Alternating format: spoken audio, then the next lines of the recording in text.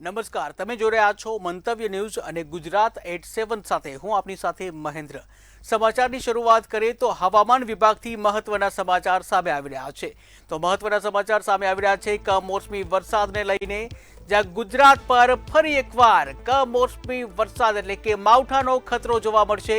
હવામાનને લઈને અંબાલાલ પટેલે આગાહી કરી છે। હવામાન નિષ્ણાંત અંબાલાલ પટેલની વધુ એક આગાહી, જ્યાં 24 અને 25 ફેબ્રુઆરીએ વરસાદ પડી શકે છે તેવી આગાહી કરાઈ છે। દક્ષિણ ગુજરાતમાં કમોસમી વરસાદ પડી શકે છે તેવું હવામાન નિષ્ણાંત અંબાલાલ પટેલે કહ્યું છે।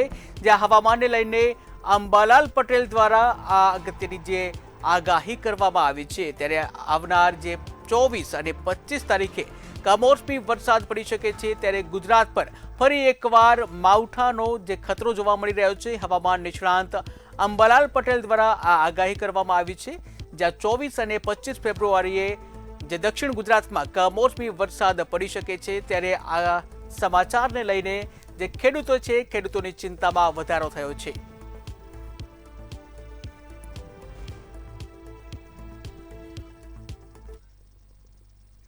મહેસાણાના ખેરાલુ તાલુકાના એક ગામની 20 વર્ષીય યુવતી પર મોહમ્મદ જાવેદ નામના યુવકે રાહુલ પટેલ નામ ધારણ કરી દુષ્કર્મ આચર્યાની ઘટના સામે આવી છે। આરોપીએ યુવતીના ફોટો અને વિડીયો વાયરલ કરવાની ધમકી આપી ગેસ્ટ હાઉસમાં બોલાવી હતી। વધુ વિગત જોઈએ અહેવાલમાં। મહેસાણાના ખેરાલુ તાલુકામાં લવ જેહાદની ગંભીર ઘટના સામે આવી છે। એક વિધર્મી યુવકે પોતાનું નામ રાહુલ પટેલ હિન્દુ યુવતી સાથે મિત્રતા કેળવી હતી। ઓળખાણ વધાર્યા બાદ તેણે યુવતીના ફોટા પાડ્યા અને પછી તે ફોટા વાયરલ કરવાની ધમકી આપી હતી અને ધમકી દ્વારા તેને બ્લેકમેલ કરવાનું શરૂ કર્યું હતું। આરોપીએ યુવતીને દબાણમાં લઈ ગેસ્ટ હાઉસમાં બોલાવી દુષ્કર્મ આચર્યું હોવાનો આક્ષેપ છે। સમગ્ર બનાવ બહાર આવતા વિસ્તારમાં ચકચાર મચી ગઈ છે। ખેરાલુ તાલુકાના મલેકપુર ગામની એક હિન્દુ યુવતીને એક વિધર્મી યુવકે ખોટું નામ ધારણ કરી મિત્રતા કેળવી હતી। આરોપી યુવકે પોતાનું નામ રાહુલ પટેલ તરીકે ઓળખાવી યુવતી સાથે નજીકતા વધારી હતી। યુવકે યુવતીના મોબાઈલમાં ફોટા પાડ્યા હતા અને ત્યારબાદ તે ફોટા વાયરલ કરવાની ધમકી આપી તેને દબાણમાં રાખવાનો પ્રયાસ કર્યો હતો। આ સમગ્ર ઘટનાને લઈને વિસ્તારમાં ભારે તણાવનું વાતાવરણ ઊભું થયું છે। યુવતી દરરોજ અભ્યાસ માટે ખેરાલુ આવતી હતી। શનિવારે બપોરે ખેરાલુના ખાડિયા વિસ્તારની આરોપી યુવક તેને ફોસલાવી જીઆઈડી વિસ્તારમાં આવેલ રાધે ગેસ્ટ હાઉસમાં લઈ ગયો હતો। ત્યાં યુવતી સાથે દુષ્કર્મ આચરવામાં આવ્યા હોવાનો આક્ષેપ છે। આ બાબતની જાણ થતાં યુવતીના પરિવારજનો અને કેટલાક ગામના યુવાનો તાત્કાલિક ગેસ્ટ હાઉસ પર પહોંચ્યા હતા। બંનેને સાથે રંગે હાથ ઝડપી પાડવામાં આવ્યા હતા અને ઘટનાની જાણ થતાં આસપાસના લોકો પણ એકત્ર થઈ ગયા હતા। રોષે ભરાયેલા યુવાનો અને ગ્રામજનોએ આરોપી યુવકને ત્યાં જ માર માર્યો હતો। ત્યારબાદ તેને બાઇક પર બેસાડી મલેકપુર લઈ જવામાં આવી રહ્યો હતો। દૂધશીત કેન્દ્ર ચોકડી પાસે યુવકે ચાલુ બાઇક પરથી કૂદકો મારી ભાગવાનો પ્રયાસ કર્યો હતો। આ દરમિયાન તે ગંભીર રીતે ઘાયલ થયો હતો। મલેકપુર પહોંચ્યા બાદ પણ કેટલાક લોકોએ તેને સબક શીખવાડ્યો હતો। બાદમાં ગામના લોકોની મધ્યસ્થીથી 108 એમ્બ્યુલન્સ મારફતે તેને સારવાર માટે હોસ્પિટલ ખસેડવામાં આવ્યો હતો। બ્યુરો રિપોર્ટ, મંતવ્ય ન્યૂઝ। બનાસકાંઠા પંથકમાં સામાજિક પરિવર્તનની લહેર જોવા મળી રહી છે, જ્યાં ઠાકોર અને રબારી સમાજ બાદ હવે હિંદવાણી 84 પરગણા રોહિત દલિત સમાજે પણ કુરિવાજોને તિલાંજલિ આપી છે। દિયોદરના રામાપીર મંદિર ખાતે આયોજિત મહાસંમેલનમાં 11 મુદ્દાઓનું નવું બંધારણ રચવાની જાહેરાત કરી છે। ત્યારે કેવા નિયમો બનાવવામાં આવ્યા છે, જોઈએ આ ખાસ અહેવાલમાં। બનાસકાંઠાના દિયોદર ખાતે આજે રોહિત દલિત સમાજની એકતાના દર્શન થયા હતા। હિંદવાણી 84 પરાંગણા રોહિત દલિત સમાજ દ્વારા આયોજિત મહાસંમેલનમાં વરિષ્ઠ આગેવાનોની હાજરીમાં એક નવું સામાજિક બંધારણ ઘડવામાં આવ્યું છે। આ બંધારણનો મુખ્ય હેતુ સમાજમાં ચાલતા કુરિવાજો દૂર કરી ખોટા ખર્ચ અટકાવી યુવા પેઢીને શિક્ષણ તરફ વાળવાનો છે। ભાભર તાલુકો, દિયોદર તાલુકો, અમારા 84 ગામ ગોળ રોહિત સમાજની 8 પરગના જે વહીવટી વિભાગ, એ તમામે વિભાગો સાથે મળી 84 ગામ ગોળ હિંદવાણી પરગનું રોહિત સમાજે આજે દિયોદરની રામદેવ પીરની પાવન ભૂમિ પર આવેલ અને આજે આ મોંઘવારી અને આ બધું જોતા દર દાગીનો કુરિવાજો આ તમામ ઉપર જે જૂના રિવાજો હતા એને અને આવનારા ભવિષ્યને લઈ તમામને એક આવનારા ભવિષ્યના યુવાનોને અનુસરે એ રીતનું અમારું આજે એક બંધારણ નક્કી કરવામાં આવ્યું છે। સમગ્ર હિંદવાણી પરગણું જેને કહેવાય છે એના વડીલો, યુવા મિત્રો સૌ સાથે મળી અને સમાજને આર્થિક સામાજિક ફાયદો થાય એ માટે બંધારણ બનાવ્યું છે. કેટલા મુદ્દાઓ કુલ 11 મુદ્દાઓ લીધા છે. નવા બંધારણ મુજબ લગ્ન અને સગાઈની વિધિઓમાં ધરખમ ફેરફાર કરાયા છે. હવે સગાઈમાં માત્ર 21 અને લગ્ન વદાઓમાં 11 વ્યક્તિઓ જ જઈ શકશે. જાનમાં 100થી વધુ જાનૈયાઓને લઈ જવા પર પ્રતિબંધ મૂકવામાં આવ્યો છે, ત્યારે દાગીના અને મામેરાની રકમ પણ મર્યાદિત કરવામાં આવી છે. પુનઃલગ્ન અને મોસાળા જેવી વિધિઓમાં પણ સાદગી અપનાવવાના આદેશો કરાયા છે. અને આજે જે નવું બંધારણ બનાવ્યું એની અંદર જે જૂના બંધારણ 40-45 વર્ષ પહેલાં રોહિત સમાજ હિંદવાણી પરગણાએ ભેગા થઈ અને 120 ગામોએ જ્યારે અત્યારે આમાં 3 તાલુકા વરેલા છે, દિયોદર, ભાભર ને લાખણી તાલુકો, પરંતુ અમારું સામાજિક માળખા, સામાજિક કલ્ચર પ્રમાણે હિંદવાણી પરગણું જે તે ટાઈમ પર જે બંધારણ બનાવ્યું તે બંધારણને અનુરૂપ, સમયને અનુરૂપ ફેરફારો કર્યા છે.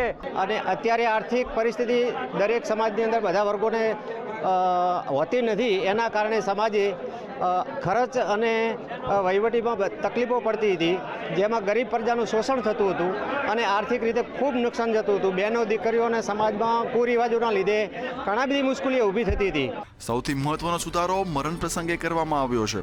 હવે મરણ બાદ માત્ર ખીચડી અને કઢી જ રાખી શકાશે અને તમામ વિધિ 4 દિવસમાં પૂર્ણ કરવાની રહેશે. જો કોઈ આ બંધારણનો ભંગ કરશે તો તેને ગુનેગાર ઠેરવવામાં આવશે અને તેની પાસેથી દંડ વસૂલવામાં આવશે. દંડની રકમનો ઉપયોગ સમાજના બાળકોના શિક્ષણ પાછળ કરવામાં આવશે. સમાજે આ નવા બંધારણને હર્ષોલ્લાસ સાથે વધાવી લીધું છે. બ્યુરો રિપોર્ટ, મંતવ્ય ન્યૂઝ. સુરેન્દ્રનગરના વઢવાણમાં પીવાના પાણીની સમસ્યાને લઈને સ્થાનિક લોકો હેરાન પરેશાન થયા છે. ત્યારે શું છે સમગ્ર અહેવાલ, જોઈએ. ઉનાળાની શરૂઆત થાય તે પહેલા જ પાણીના કકળાટની બૂમો શરૂ થઈ ગઈ છે. એક બાજુ સરકાર દ્વારા નળ સે જળ જેવી યોજનાઓની વાતો કરવામાં આવે છે, ત્યારે સુરેન્દ્રનગરના વઢવાણ શહેરમાં આ યોજનાઓની કંઈક અલગ જ વાસ્તવિકતા જોવા મળી રહી છે. છેલ્લા 10 દિવસથી પીવાના પાણીની સમસ્યાને લઈને લોકો હેરાન પરેશાન થઈ રહ્યા છે. ત્યારે આ સમસ્યાને લઈને રજૂઆતો કરવા છતાં પણ તંત્રના પેટનું પાણી ન હલતા લોકોમાં રોષ જોવા મળી રહ્યો છે. તો લાઈન તૂટી ગઈ હોય તો 2 દી હોય, 3 દી હોય, હમી કરતા તો અમારે આ 2 અઠવાડિયે 10 દિવસે અમારે પાણી નથી. બીજે બધે પાણી આપ્યું તો અમારે બધી મહિલાને ક્યાં જવાનું? અત્યારે પાણી ક્યાંથી મંગાવો છો તમે? અત્યારે અમે પાણી પીવાના ઘેરમાં તો બહાર 20-20 રૂપિયા દઈને અમે પીવાના ઘેરમાં મંગાવ્યા ઘરે પીવા હાટું. તો અમારે ધાવો વિસરવાનું એ બધું અમારે ક્યાં લેવા જવું?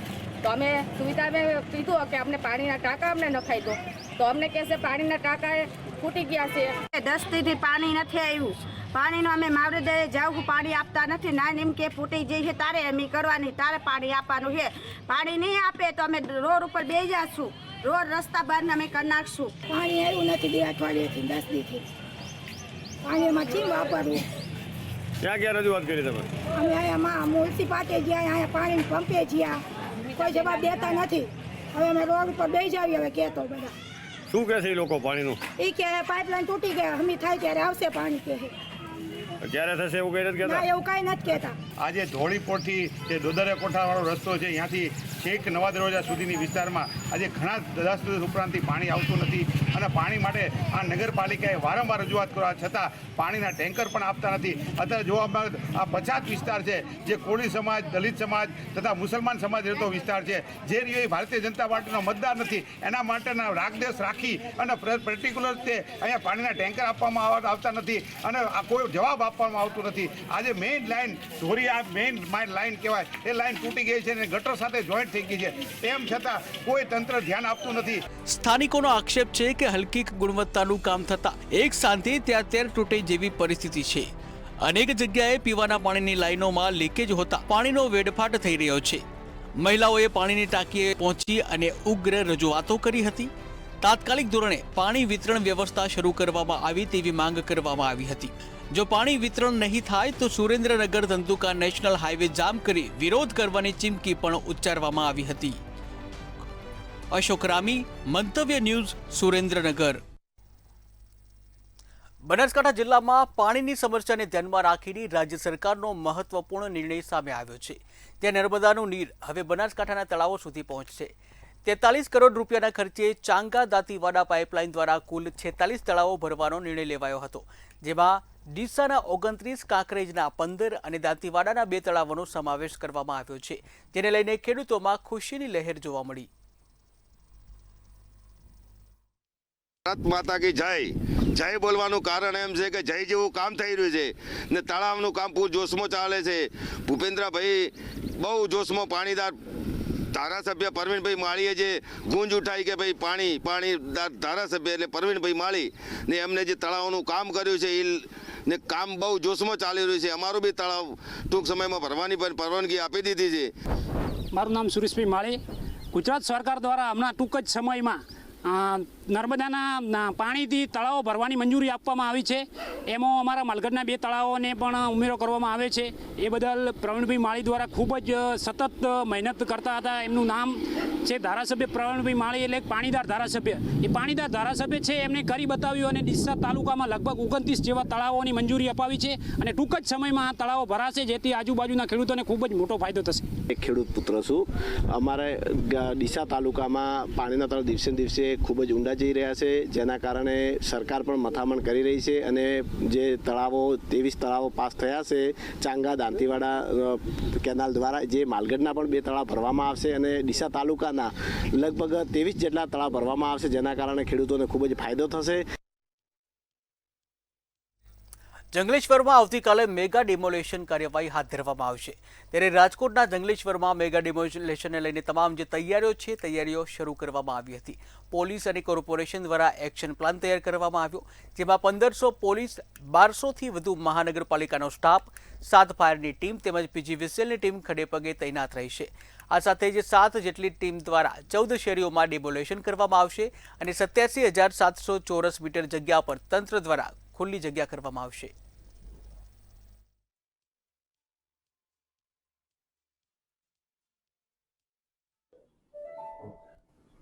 આવતીકાલે એટલે કે તારીખ 23 ફેબ્રુઆરીના રોજ જંગલેશ્વર વિસ્તારમાં આદિ નદીના પટમાં તેમજ ટીપી સ્કીમ નંબર 6ના રોડ ઉપર આવેલ સરકારી જમીન ઉપર થયેલ જે ગેરકાયદેસર દબાણ છે એને દૂર કરવાની પ્રક્રિયા આવતીકાલે હાથ ધરવામાં આવનાર છે. હું તમામ શહેરવાસીઓને આ વિશે અપીલ કરવા માંગુ છું કે આ બાબતે સોશિયલ મીડિયા ઉપર ફેલાતી અફવાઓ અને ઉશ્કેરણીજનક કૃત્યોથી દૂર રહો અને એના ઉપર ભરોસો ના કરો.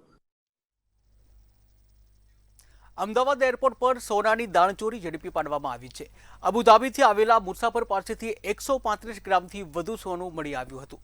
મુસાફર 3 ગોલ્ડ કેપ્સ્યુલ પેટમાં છુપાવી લાવ્યો હતો, જ્યાં મળેલ સોનાની કિંમત આશરે 21.89 લાખ જેટલી થાય છે. ત્યારે પોલીસે મુસાફરની ધરપકડ કરી વધુ કાર્યવાહી હાથ ધરી છે.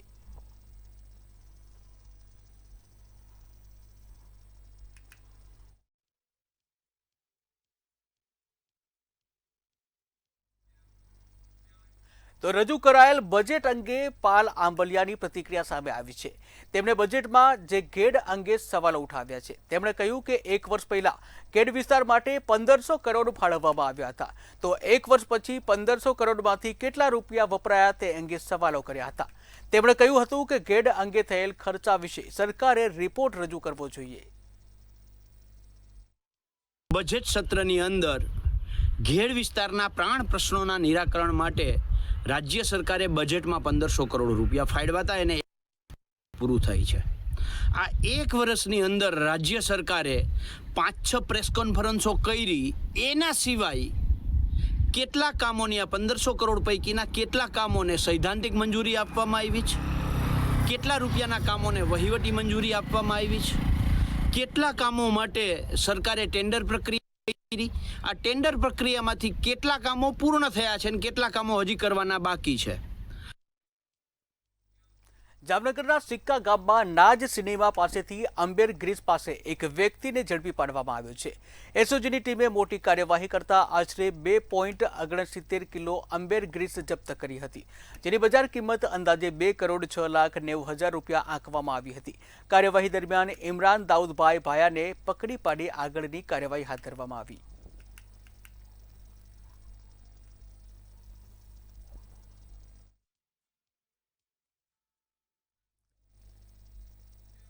બનાસકાંઠામાંથી વિભાજન થયેલા નવા વાવથરા જિલ્લામાં ભારતીય જનતા પાર્ટી દ્વારા નવનિયુક્ત પ્રમુખ તરીકે નરેશ ઠાકોરને જવાબદારી સોંપવામાં આવી હતી, જેમાં આજે નવનિયુક્ત જિલ્લા પ્રમુખ નરેશ ઠાકોરનો દિયોદર ઠાકોર સમાજ છાત્રાલય ખાતે સન્માન સમારોહ કાર્યક્રમ રાખવામાં આવ્યો હતો, જેમાં દિયોદર ધારાસભ્ય કેશાજી ચૌહાણની હાજરીમાં યોજાયેલ સન્માન સમારોહમાં નવનિયુક્ત ભાજપ જિલ્લા પ્રમુખ નરેશ ઠાકોરે સર્વ કાર્યકર્તાઓનો આભાર વ્યક્ત કર્યો હતો।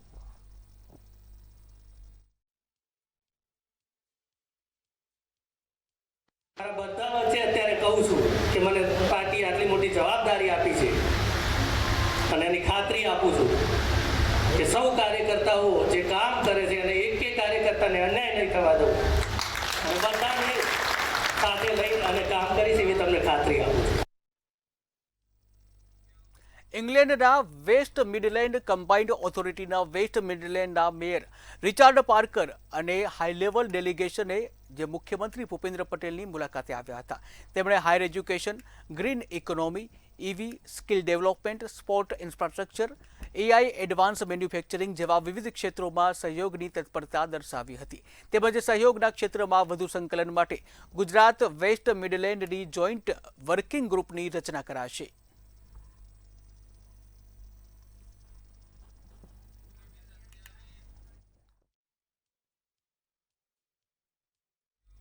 અમદાવાદના બહેરામપુરા વિસ્તારમાં યુવકની હત્યા કરવામાં આવી હતી, જ્યાં 19 વર્ષીય યુવાન હિમેશ પરમારની ધારદાર હથિયારના ઘા ઝીકી હત્યા કરવામાં આવી। સમગ્ર હત્યાના કારણે પોલીસ વિભાગ દ્વારા તપાસ હાથ ધરવામાં આવી હતી, જ્યાં મૃતદેહને PM અર્થે LG હોસ્પિટલ ખાતે ખસેડવામાં આવ્યો હતો, તેમજ હાલમાં FSLને સાથે રાખી તપાસ કરવામાં આવી રહી છે। કાગડાપીઠ પોલીસ સ્ટેશન વિસ્તારમાં બહેરામપુરા ચોકી છે, એમાં એ એરિયામાં એક હત્યાનો બનાવ બન્યો છે। ભોગ બનનાર છે એ યુવાન છે, 19 વર્ષનો, એનું નામ હિમેશ છે। હિમેશના સાથે આ જે બનાવ બન્યો છે એ શું કામ બન્યો છે એની અત્યારે તપાસ ચાલુ છે। અમે એમના જે રિલેટિવ્સ છે, ફ્રેન્ડ્સ અને પેરેન્ટ્સ, એમને પૂછતાછ કરી છે કે જેથી અમને કોઈ માહિતી મળે। પ્રાઇમરી અત્યારે કોઈ એવી સચોટ માહિતી નથી મળી। કેટલાક સસ્પિશિયસ નામો અમારી પાસે આવ્યા છે, પરંતુ કોઈ પ્રોપર એવિડન્સ અને એ બધી વસ્તુઓ અમને મળે ત્યારબાદ જ અમે આમાં કંઈ કહી શકીશું। ગીર સોમનાથ જિલ્લાના વેરાવળ ખાતે access pass for fishing economy zone યોજનાનો રાષ્ટ્રીય કક્ષાનો ઉદ્ઘાટન સમારોહ યોજાયો હતો। કાર્યક્રમમાં કેન્દ્રીય મત્સ્ય ઉદ્યોગના મંત્રી રાજીવ રંજનસિંહ મુખ્ય અતિથિ તરીકે હાજર રહ્યા હતા। કાર્યક્રમ દરમિયાન ગીર સોમનાથ જિલ્લાના માછીમારના પરિવારજનોએ પાકિસ્તાનની જેલમાં બંધક માછીમારોને તાત્કાલિક વતન પરત લાવવા મંત્રી સમક્ષ મૌખિક રજૂઆત કરી હતી। અને મારો છોકરો 5 વર્ષથી પાકિસ્તાનની જેલમાં પકડાયેલો છે।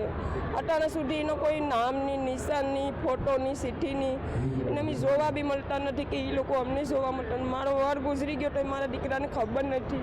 અમે કેમ દીકરા વગરની જિંદગી કાઢીએ? અમે હું મજૂરી કરીને ખાઈએ।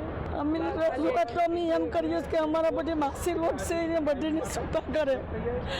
અમારા શું કીધું તમે? એમને તો કીધું કે છૂટા કરી દે, હું પણ લખીને આપજે એમ કીધું, પણ હવે અમારી કોઈ ભારત સરકાર અમારી કઈ વિનંતી કરતા નથી। પાકિસ્તાનની જેલમાં 198 માછીમારો છે, જે યુપીના છે, બિહારના છે, ઝારખંડમાંથી છે, ગુજરાતમાંથી છે, મહારાષ્ટ્રમાંથી છે, કર્ણાટક, કેરળમાંથી, તમિલનાડુમાંથી છે। 198 લોકો છે અને આજે એમાંથી મોટાભાગના માછીમારોને 5 વર્ષ પૂરા થવા આવ્યા છે। અમારા જે પરિવારના લોકો છે, જે જેલમાં માછીમારો છે, એના પરિવારના લોકો સતત 5 વર્ષથી ખૂબ જ હેરાન પરેશાન થાય છે, એ વાત સાચી છે। સુરત મહાનગરપાલિકામાં લાંચ પ્રકરણે મોટું સ્વરૂપ ધારણ કર્યું છે। લિંબાયતના કાર્યપાલક ઇજનેર અને એક પત્રકાર સામે 15 લાખની લાંચનો ગુનો નોંધાતા પાલિકા તંત્રમાં ફફડાટ વ્યાપી ગયો છે। આ ઘટનાને પગલે કોંગ્રેસના કાર્યકર્તાઓએ અધિકારીઓ સામે આક્રમક વિરોધ પ્રદર્શન કરી દોષિતોને તાત્કાલિક સેવામાંથી દૂર કરવાની માંગ કરી છે। આ કેસમાં તપાસ દરમિયાન હજુ પણ પાલિકાના કેટલાક મોટા માથાઓના નામ ખુલવાની પ્રબળ આશંકા સેવવામાં આવી રહી છે।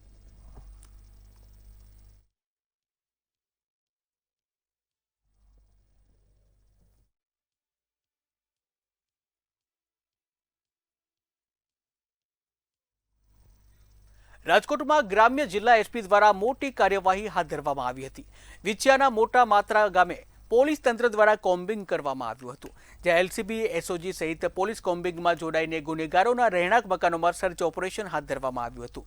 ગામમાં 74 બિનકાયદેસર વીજ જોડાણો મળી આવ્યા હતા અને જેને પગલે પીજીવીસીએલ દ્વારા વીજ ચોરી કરનારને 68.6 લાખનો દંડ અપાયો હતો. જસદણ, વિછિયા, આટકોટ, ભાડલા પોલીસ દ્વારા સર્ચ ઓપરેશન હાથ ધરવામાં આવ્યું હતું.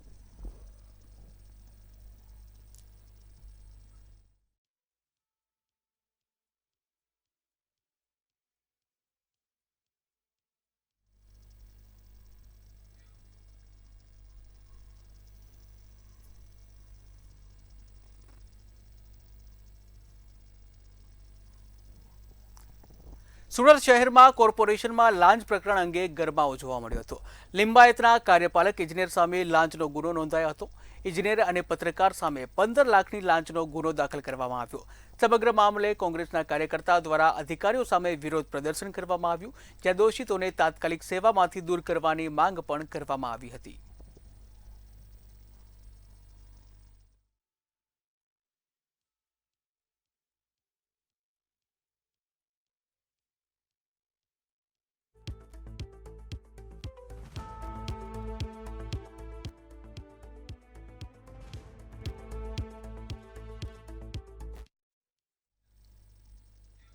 સુરત સિવિલ હોસ્પિટલમાં ફાયર વિભાગમાં પાણીના બેફામ બગાડનો ચોંકાવનારો વિડીયો સોશિયલ મીડિયામાં વાયરલ થયો છે. એક તરફ તંત્ર દ્વારા પાણી બચાવવાની વાતો કરવામાં આવે છે, ત્યારે બીજી તરફ હોસ્પિટલ કેમ્પસમાં જ કર્મચારીઓ પાઇપ વડે ખુલ્લેઆમ ખાનગી ગાડીઓ ધોતા કેમેરામાં કેદ થયા છે. સરકારી તંત્રની આ ગંભીર બેદરકારીને કારણે લોકોમાં ભારે રોષ જોવા મળી રહ્યો છે. હવે જોવાનું એ રહેશે કે હોસ્પિટલના સત્તાધીશો આ જવાબદાર કર્મચારીઓ વિરુદ્ધ કોઈ શિક્ષાત્મક પગલાં લે છે કે કેમ.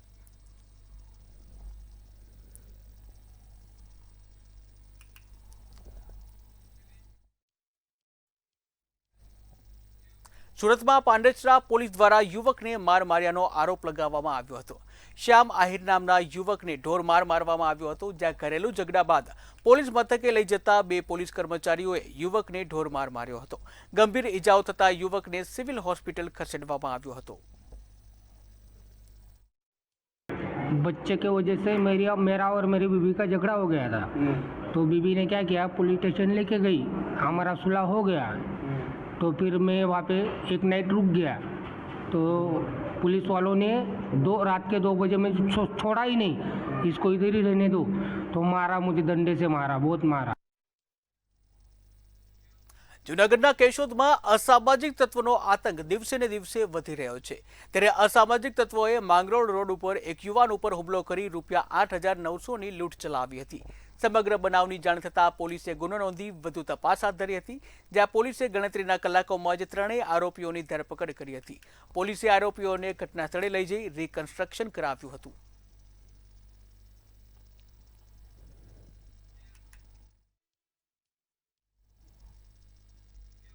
દ્વારકામાં જામખંભાળિયાની નગરપાલિકામાં વીજળીનો વેડફાટ જોવા મળ્યો હતો.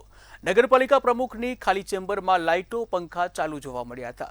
અગાઉ પણ કલેક્ટરે વીજળીનો ગેરઉપયોગ ટાળવા અપીલ કરી હતી, ત્યારે એક બાજુ પીજીવીસીએલનું ચડત વીજ બિલ ભરવા માટે લોન લેવામાં આવી રહી છે, ત્યારે બીજી તરફ વીજળીનો વેડફાટ જોવા મળ્યો હતો.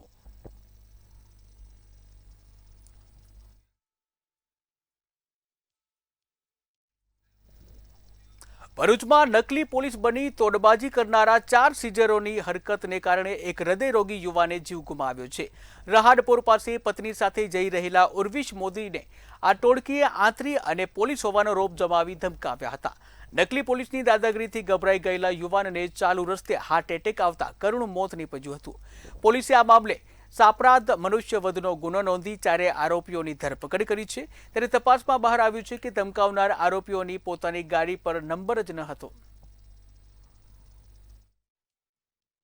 અને પૈસાની માંગણી કરી હતી. અમારી ગાડીના કોઈ હપ્તા બાકી નથી, નંબર પ્લેટ બનાવવાની બાકી હતી, તે કરાવવાના જ હતા, પણ ઉપરા ચાપડી ખર્ચા થવાને કારણે એ રહી ગયું હતું કામ. હમણાં મારા હસબન્ડે ટ્રીટમેન્ટ લીધી હતી અઠવાડિયું પહેલા. એ હાર્ટ પેશન્ટ છે. તો તમારી જે એક્ટિવા છે એના કોઈ હપ્તા બાકી નથી, ખાલી નંબર પ્લેટ કરાવવાની છે. તમને રોક્યા હતા એ કોણ હતા? આગળ પણ એ લોકોએ અમને રોકેલા હતા, પૈસા માંગતા હતા. ખબર નહીં, પોલીસના માણસો છે એવું કહેતા હતા. તો ગુજરાત 87 માં હાલ બસ આટલું જ. વધુ સમાચાર અને અપડેટ માટે જોતા રહો મંતવ્ય ન્યૂઝ. નમસ્કાર.